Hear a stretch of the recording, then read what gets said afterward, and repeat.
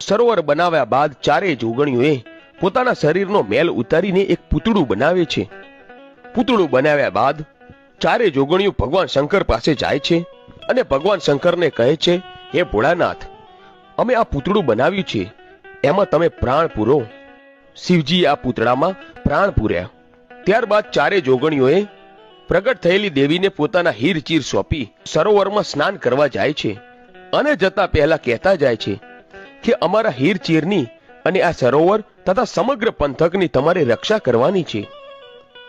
આમ જ્યાં સુધી ચારેય જોગણીઓ સ્નાન કરીને પાછી ન આવે ત્યાં સુધી ઉગતા પોરની દેવી માં મેલડી હીરચીરની અને સરોવર તથા સમગ્ર પંથકની રક્ષા કરે છે.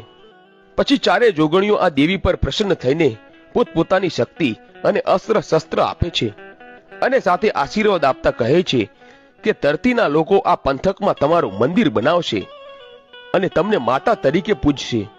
આમ